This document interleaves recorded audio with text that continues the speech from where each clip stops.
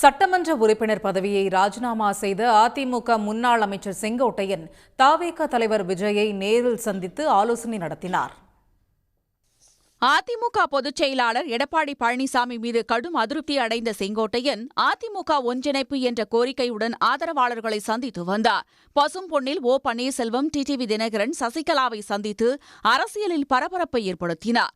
இதையடுத்து அவரை கட்சியிலிருந்து நிரந்தரமாக நீக்கி எடப்பாடி பழனிசாமி நடவடிக்கை எடுத்த சில நாட்களில் செங்கோட்டையன் விஜயின் தவேகவில் இணைய உள்ளதாக தகவல் பரவியது.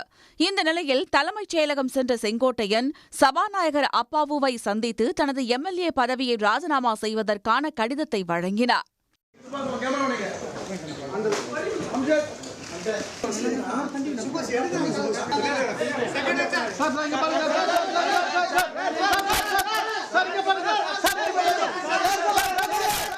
தொடர்ந்து எப்போது தவேகவில் இணைய உள்ளார் என்ற எதிர்பார்ப்பு எழுந்த நிலையில் திடீரென மாலை 4:30 மணியளவில் பட்டினப்பாக்கத்தில் உள்ள விஜய் வீட்டிற்கு செங்கோட்டையன் நேரில் சென்றார். அங்கு 2 மணி நேரமாக விஜயுடன் செங்கோட்டையன் பேச்சுவார்த்தை நடத்தினார்.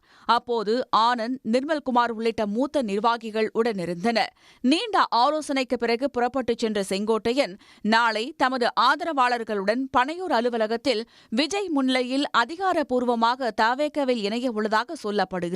மேலும் அவருக்கு தவேக அமைப்புச் செயலாளர் பதவியும் தவேகவின் அன்றாட பணிகள் செயல்பாடுகளை ஒருங்கிணைக்க விஜய் அமைத்த புதிய நிர்வாகக் குழுவின் செயலாளர் பதவியும் வழங்க உள்ளதாக கூறப்படுகிறது.